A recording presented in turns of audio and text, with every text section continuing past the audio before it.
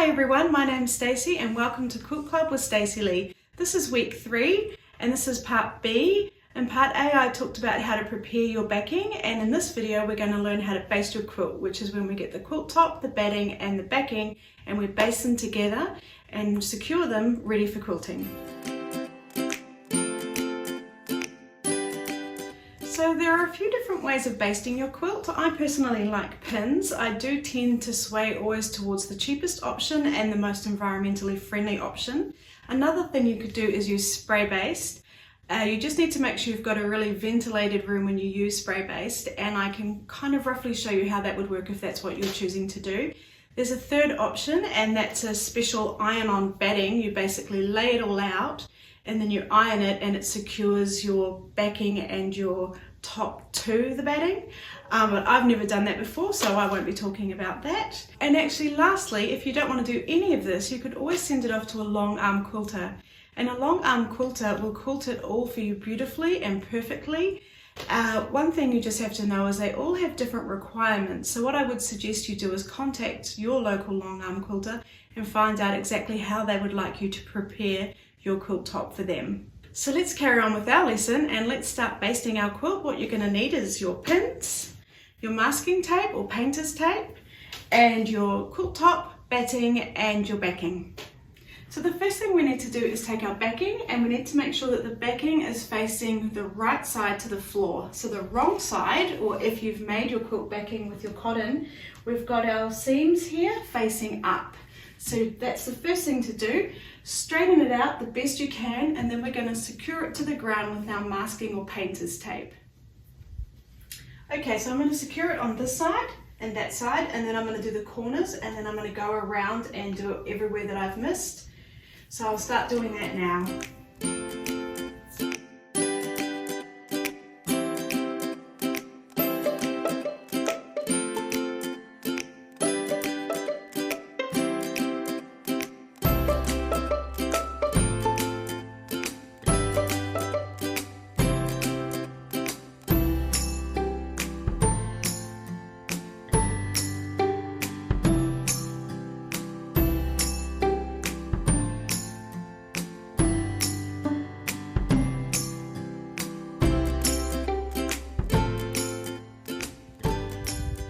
Okay, so now I've finished taping the whole edge of my backing. I've put the tape on half on the floor and half on the fabric to secure it. And you probably noticed as I went around it got smoother and smoother. So what I did was I just pulled it out so it got smooth, and it's just ever so slightly taut, but it is absolutely not stretched. We don't want it stretched out of shape to make it straight. So if I pulled off some of the tape, it's actually just going to stay where it is. Did you see that? It's not going to spring back in because I've stretched it right out to get it nice and smooth like that. Now I just wanted to talk about my seam there. I don't really care where my seam is on the back, because for me it's the back of the quilt, and also once we quilt all our lines I find that the seam is not really noticeable. It definitely doesn't stand out to me. I prefer to now put my backing on and sort of more towards sort of the left corner and move on, and then I'll put my quilt top on from the left corner and move on, so that whatever fabric I can save at the bottom there I can use for another quilt at another time. But if that upsets you, and if you would like that fold line, let's say right in the middle of your quilt, then that's just how you'd lay out your backing and your quilt top. So now I'm going to get my backing and I'm going to open it out and I'm going to smooth it out. Like I said, I'm going to start on my top left hand corner here, and what we want to do is we want to smooth it out so it's nice and flat, but again we don't want to stretch it. So I've got my batting and I'm just going to start in this top corner here. If you've got a more dimpled side, that is the bottom, and if you've got a side that's sort of got more little holes, that's the top. Sometimes it's very hard to tell, and don't get too stressed out about it. Now this is extra big, I just wanted to show you how I'll work with that. But what I'm going to do is I want to start from my top corner here, so I'm going to get that really nice and even. And I'm going to spread it out, and then I'm going to cut off the excess.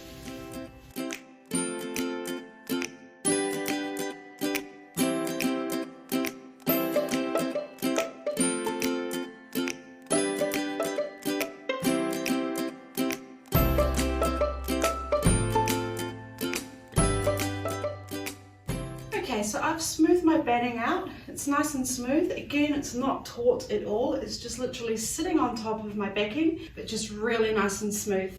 I've lined it up perfectly on my top left-hand corner, and you'll see there's a lot of excess. The beautiful thing about batting is we never have to throw any of it away. Whatever's left over we can use again, because you simply sew the two pieces together, and I'm going to do a quick video on that. Okay, so now we're going to put our quilt top on. Again, we want to put it nice and smooth, and we want no wrinkles, and we don't want to pull it too taut. I'm going to start in my left-hand corner. I've got a lot of excess here, so it doesn't matter too much where I put mine, but I don't want lots of wastage, so I'm going to probably put it 2 to 3 inches out from the corner here. Your piece of batting might be quite fitting for your quilt top, so just make sure that you've got a little bit of excess batting around all the edges.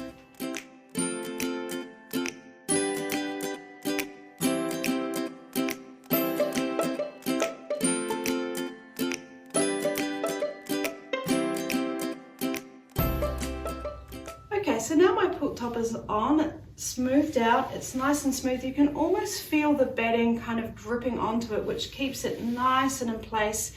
It's just ever so slightly taut, but it's definitely not stretched, and I'm really happy with it. Now we're going to use our basting pins. Our basting pins have the slight bend in them, and that helps us go down and up with them. What you need to be careful of is that you catch all 3 layers, and you also need to be careful that you don't scratch your floor. So it's recommended to have your pins 4 to 6 inches apart or a hand's width apart, but that kind of doesn't work for us because of the size of our squares, and we also don't want to put the pins in the way of our seams because we're going to sew on either sides of our seams. So in a perfect world, I would usually like to put a pin in each corner away from the seam so I can sew next to them. And then I would actually put one in the middle, which is a little bit more than is recommended, but that's what I like to do. However, we've got 49 squares, and that would be a lot of pins. So what I'm going to recommend we do today is we just put one in the middle of the square, of every square, and we'll also put one on the edge, on the outer, on every square. And then the ones that we have left over, we will move them to where we're quilting at the time to make it more secure. Okay, so I'm going to take my first pin, and I'm just going to start anywhere because I'll soon know if I've missed a square. I'm going to go in the middle, I'm going to poke it through, and I can feel it catching, and I'm going to come up and I'm going to close it. Just want to make sure you're getting all 3 layers, like I said, and not scratching your floor. So when we're coming, if we're doing one over on the edge here, I could do that again, going through carefully, making sure I'm not scratching the floor and coming up. And you could just pop your hand under and just give it a check, and I can feel the bottom of the pin, and that's worked fine. So now I'm going to do all the squares.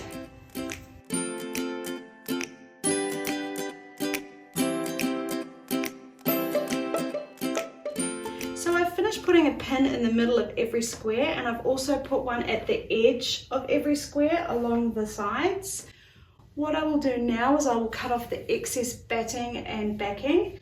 You can see here I've got about 2 to 3 inches spare from the edge of my quilt top. So what I'll do is I'll go around and do the same on all of the sides where there's a lot of excess. I've only got 2 sides, you might have more. And don't forget, I will save my backing because I can reuse that, whatever's left over, and I'll definitely be saving my batting because again, we can also reuse whatever's left over. I did forget to talk about the spray baste, but basically what you do is when you put down your batting, spread it out all nice, and then you fold it back, spray, fold a little bit over, spray, fold a little bit over, and you carry on like that. Then you put your quilt top down and you spread that out all nicely, and then you fold that back again and you spray it in sections, fold it out, spray it in sections, and fold it out. And then of course when you're doing that, you'd make sure each layer is nice and smooth. Okay everyone, I've finished basting my quilt. I've cut off the excess with a good 2 to 3 margin of space, and I've taken the masking tape off and I've pulled it off the floor now, and I've folded it up and you can see it on my lap. One thing I did forget to mention was once you've laid your backing, and then if you put your batting over the top and it does cover your backing, when you put your top on, just make sure that your backing is coming past the quilt top. So we want to make sure that we've got lots of batting and lots of backing and your quilt top is on top, so that when we cut this we've got all 3 layers. Does that make sense? You don't want to go to quilt and realize that your backing was underneath and it was much shorter than your top, and you're actually not going to be covering that batting on the back. Okay, so I hope that makes sense. Sorry I didn't explain that at the time. So I hope you will have fun. I know you can all do it, and I look forward to next week where we'll be quilting them.